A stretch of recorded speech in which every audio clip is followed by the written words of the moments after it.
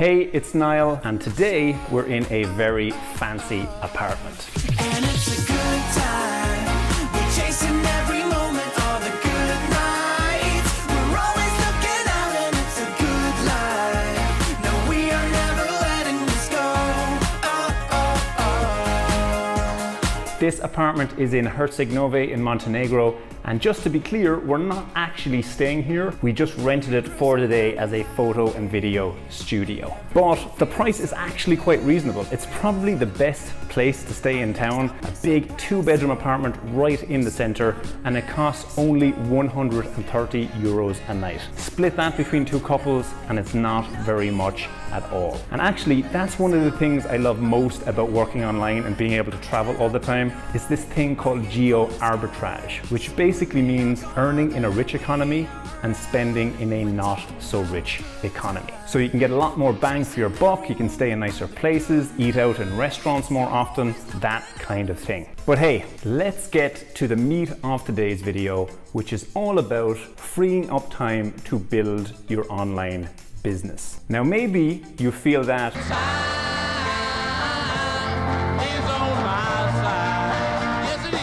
in which case, congratulations, but this video is not for you, you lucky son of a... This video is for those of us who feel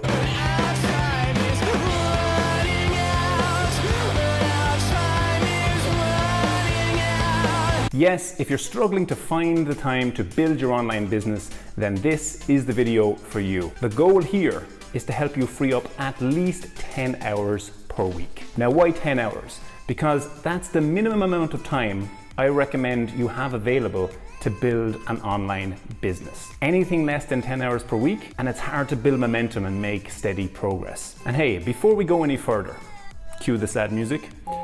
Before we go any further, I should say that if you really are flat out working multiple jobs at the moment or taking care of young kids to the point where you feel exhausted all the time, then freeing up even 1 hour a week, it's going to be a bit of a stretch. So if you are in that situation, then honestly, I gotta tell you, building an online business probably isn't the best idea for you right now. Put it on hold and come back to it when you no longer need to work 2 jobs or when your kids are a bit older. For everyone else though, freeing up 10 hours a week should indeed be possible. You'll be required to make some hard choices and sacrifices, but the time is there if you want it. So what we're going to do now is run through a 3-step process for freeing up those hours. And at the end of this video, we'll also look at 2 extreme measures you can take if you're still feeling stuck. All right, so step 1, take stock. In the words of Peter Drucker, what gets measured gets managed. So your first step here is to track your time and get an accurate picture of how you're currently spending it. And there are 2 ways you can do this. The first is to sit down with a pen and paper and jot down how you think you spend your time. And the second is to log your time for 2 weeks and see how you actually spend it. Now the second way is obviously superior, but I'd recommend you do both so you can see the difference and learn to be skeptical of your assumptions. And to make this easier, here are some tools for logging your time. For your laptop or desktop computer, install Rescue Time.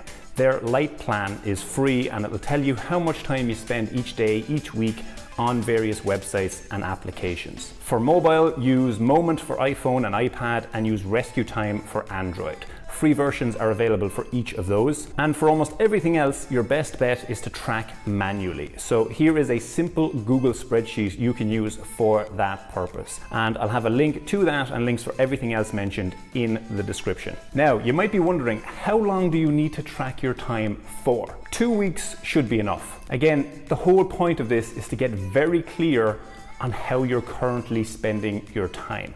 What gets measured gets managed. And one important side note before we move on, if you find the whole time tracking thing difficult, that's probably a sign that you're not ready to work for yourself, because yeah, tracking takes discipline, but discipline is not optional when you're self-employed. So you best get used to it. Step 2, identify and fix the leaks. What do I mean by leaks? No, not that. I mean activities you spend a lot of time on that add little to no value to your life or distract you from more important things you should be doing. That's where time is slipping through your fingers. Now, some leaks will be very obvious to you and you probably won't need 2 weeks of tracking data to identify them. For example, you already know if you watch an excessive amount of television or if you spend too many hours playing video games. You'll want to tackle those big leaks first, because plugging even one of them may free up enough time to build your business. Let's run through a couple of examples. The first is good old television. Television is taking its place as another important and vital contribution to our daily lives. It is a modern miracle. Let's say you spend 15 hours per week watching movies and shows on Netflix. In theory, you could just stop spending all that time watching Netflix and use it to build your online business instead. But that's easier said than done, isn't it? You probably enjoy your Netflix time and use it to unwind each evening after your 9 to 5, or maybe that's time you spend with your significant other snuggled up on the couch.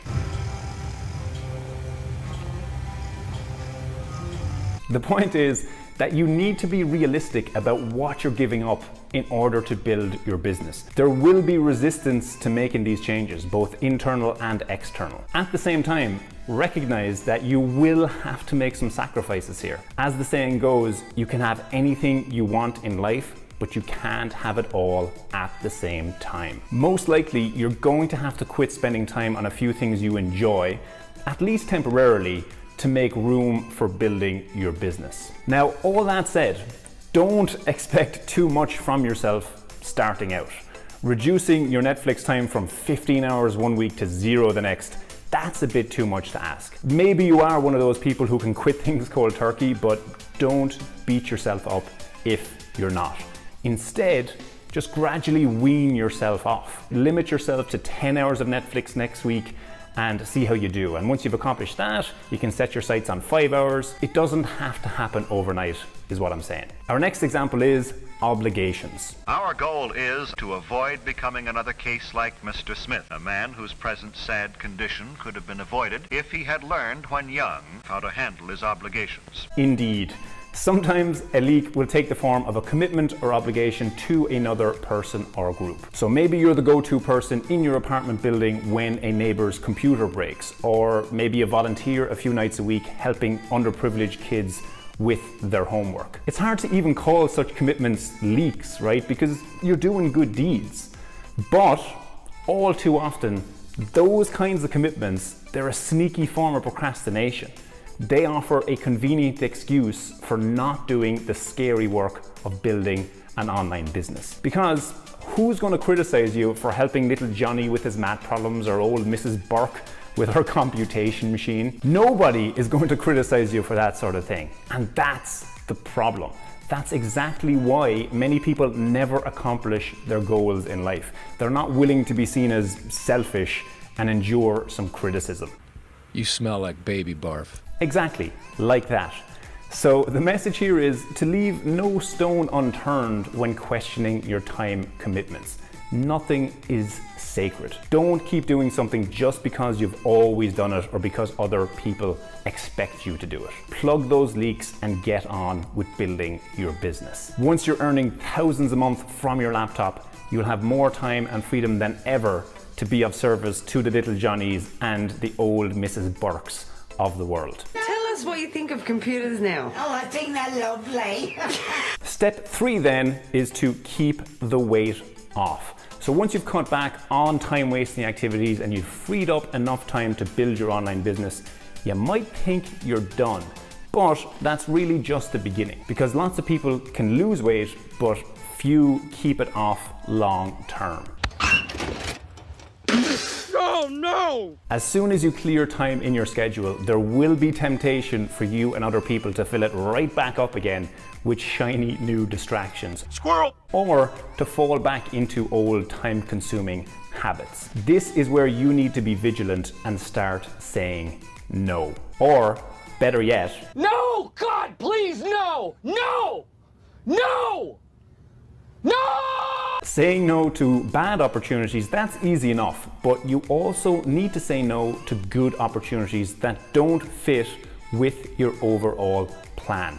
And please do not underestimate how difficult this can be. Get used to disappointing people and missing out on some cool stuff, because it is going to happen. In fact, it needs to happen. Now, this doesn't mean that you suddenly have to start saying no to everything, because yeah, there should always be room to kick back and enjoy the present moment. But for every offer and opportunity that comes your way, ask yourself, how does this fit into my overall plan? As they say, entrepreneurship is living a few years of your life like most people won't, so you can spend the rest of your life like most people can't. So keep your end goal in mind when people make requests of your time. Remember that you're building a business that will ultimately give you more freedom than most people will ever experience. All right, so that's the 3-step process for freeing up 10 hours per week to build your online business. First, take stock so you know exactly how you're spending your time currently. Second, identify and fix those leaks. And third, keep the weight off by being very selective about what you commit to going forward. Now, if you give that process a try and you're still feeling stuck, it may be time to go extreme. We just push it to the limit. We take it to the extreme. These last 2 ideas I'm going to share with you, they're not for everyone, but they can sometimes be the best way forward. So extreme measure number 1 is quit your job. If you're currently working a full-time job, it can be hard to free up enough time on evenings and weekends to make a good run at building your own business, especially if you have a bunch of other commitments that you just can't shake. If you are in that situation, consider quitting your job and going all in on your own thing. Now, I know that is pretty extreme, but hey, I did warn you. And of course, you shouldn't make such a drastic move without first taking some precautions. Ideally, you would have at least 6 months of living expenses saved up. You'd already have some experience working for yourself, so you have realistic expectations of what it takes to succeed, and you'll be confident in your ability to find another 9-to-5 job with comparable pay if things don't work out. Now again, those are ideals. I quit my job with no prior experience working for myself, and I managed okay. But everybody's situation, everybody's temperament is different, so you'll need to decide what's best for you here. Next, extreme measure number 2, and that is go work abroad. Or as I like to call it, feck off overseas. So if you feel like you can't gain any traction at home, but you aren't willing to leave the world of regular employment just yet, this could be a great option for you. This is how famous travel bloggers like Johnny Ward and Janet Newenham got started. And it was a big stepping stone for me as well. You can often earn and save more money working abroad than you can at home. Many foreign employers will give you free or subsidized housing, and the general cost of living at your destination may be far lower. Going abroad also gets you away from all prior commitments and obligations back home, so you can start fresh and be more intentional about how you spend your free time, meaning you can more easily devote entire evenings and weekends to building your online business. Now, of course, before taking the plunge with this option, there are a couple of considerations. First, and we need to cue the sad music again here, first, be prepared to feel lonely and homesick. Moving to a new country means leaving all your friends, family, and familiarities back home. You will make new friends, of course, but it can take a while, especially if there's a language barrier. And second, be sure to do your due diligence before taking any job abroad.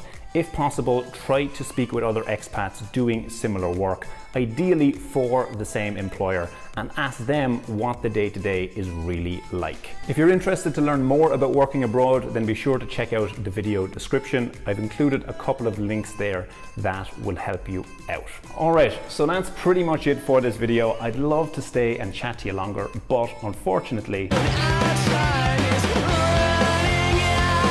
what I'd love to hear from you in the comments is what one action you're going to take to start freeing up more time to build your online business. It doesn't have to be anything big and scary. It can be just one small change to get the ball rolling. So let me know what that is for you in the comments. And hey, in case you didn't know, this video is part of my Start Earning Online series. If you want more videos like this showing you step by step exactly what it takes to build a successful online business, you'll find a link in the description where you can click through and sign up for the full series. And remember, Time is on slipping into the future. so we'd best make the most of it. Thanks for watching, and I'll see you in the next video.